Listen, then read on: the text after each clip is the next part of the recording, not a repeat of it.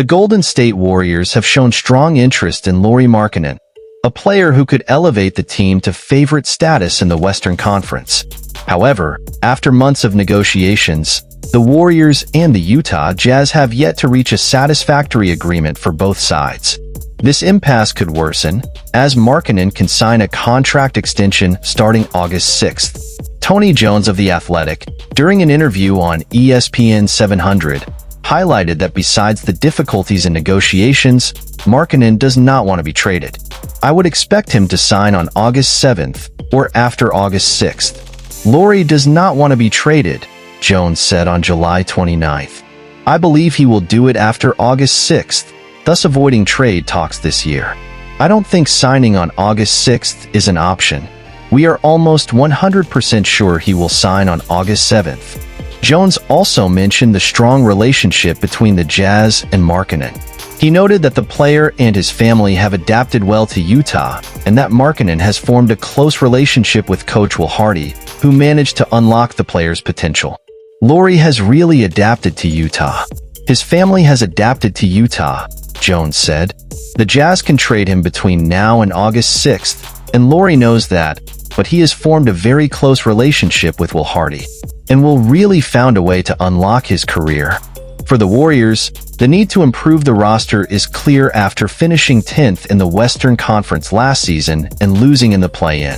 They added players like Buddy Hield, D'Anthony Melton, and Kyle Anderson, but still need a star like Markkanen to become one of the top teams in the West. Despite these concerns, Warriors owner Joe Lacob expressed in an interview with Tim Kawakami of The Athletic that the team is still focused on winning championships. "I think the window is probably longer than people believe. Stephen Curry, is in incredible shape," Lacob said in July. "I don't see a significant slowdown from Steph here. In fact, I would argue he is one of the best players on the Olympic team." Lacob acknowledges that time is relentless, but he believes the championship window is still open. However, he has been cautious about trading some of the team's young talents.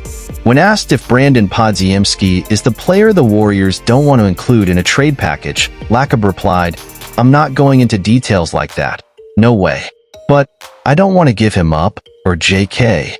If the Warriors can find a deal for Markkanen that makes sense for both sides, hesitation in trading Podziemski could be the deciding factor between winning a championship or not.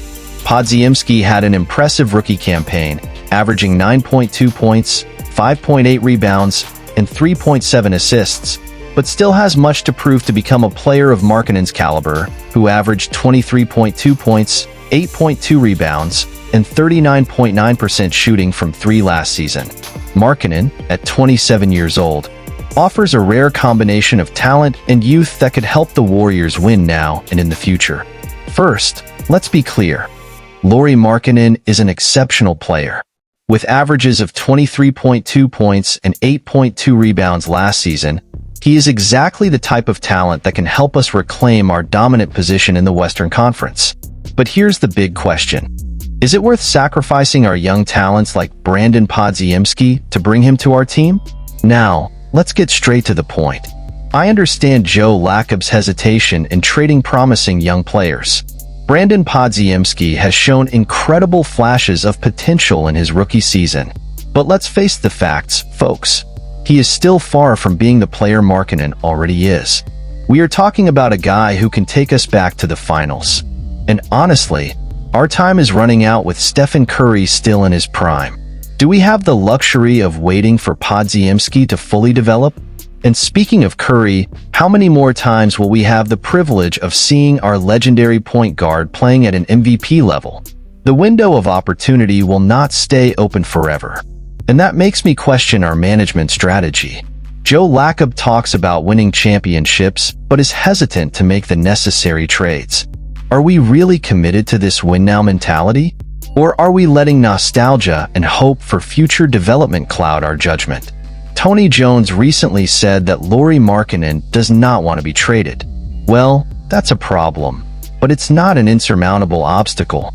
If there's one thing we've learned about the NBA, it's that anything is possible. Players' wills can change, especially if they see a real chance to win a championship. And let's face it, Utah might be a good city, but it's not San Francisco. Now, let's talk about you, the fans. Are you satisfied seeing our team struggle to just make the playoffs? Or do you want to see Curry and Draymond hoisting another trophy? Because that's what we're talking about here. It's the difference between being competitive and being a champion. And honestly, I don't see how we can miss this golden opportunity. And you, Warriors fans, do you think it's worth trading Podziemski for Markkanen? Is this trade the missing piece to get us back to the top of the Western Conference?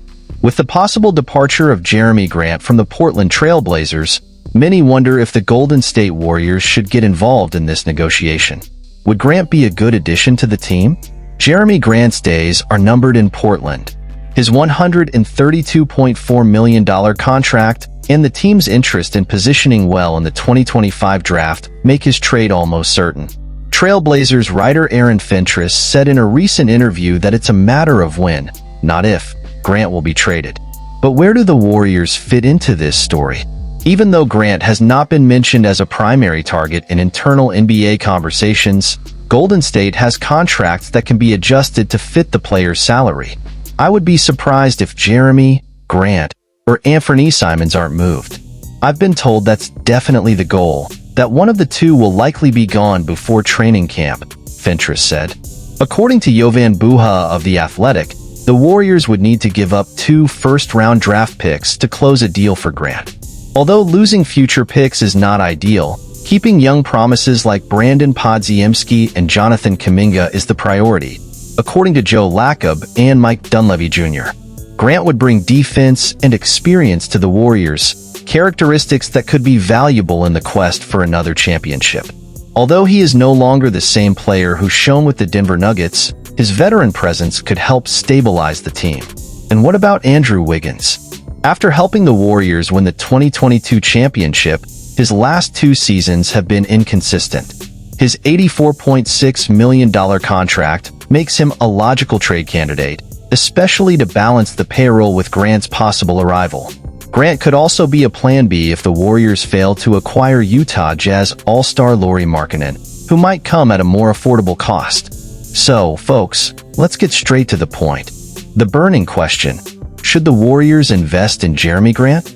Look, I know many of you have strong opinions about this, so I'll give mine right away. Grant is a talented player, no doubt, but is he worth sacrificing 2 first-round draft picks? Let's break this down. First, let's talk numbers. Grant has a $132.4 million contract. That's a hefty investment, and we have to consider what he brings to the table. He's a solid defender and can add valuable depth to our roster. But the question is he worth the price Portland is asking? Let's remember that, according to Jovan Buha of The Athletic, Portland wants 2 first-round picks to release Grant. That's a steep cost, folks. We're talking about the team's future. Podziemski and Kuminga are pieces we have to consider carefully. They are young and have the potential to develop into great players. Is it worth giving up these promises for a player who, although talented, is no longer the same as his Denver days? Then there's the comparison with Andrew Wiggins. Wiggins was crucial in our 2022 championship win, but let's be honest, he hasn't been consistent since then. His $84.6 million contract is a headache for our salary cap, and trading him could make room for Grant. But will Grant deliver what we need? Will he be the difference maker to lead us to another championship? If not Grant, we have to consider other options. Lauri Markkanen of the Utah Jazz is a name that has been circulating and could be acquired at a more affordable cost. Wouldn't it be wiser to invest in Markkanen, who is also an excellent player, instead of putting all our eggs in one basket with Grant? So, folks, I ask, are we prepared to give up our future for a player who may or may not be the solution to our inconsistencies? Are we putting all our eggs in one basket when we could explore other safer and possibly more advantageous options? Look, I'm a big fan of bold moves, but there has to be a balance. We can't afford to compromise our future for a risky bet.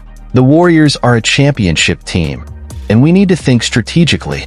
We have to consider all options and do what's best for the franchise in the long run. And you, Warriors fans, what do you think? Would Jeremy Grant be a good addition to the team? Would you be willing to sacrifice draft picks to bring him in? Leave your opinions in the comments. We want to know what you think about this possible move in the NBA market.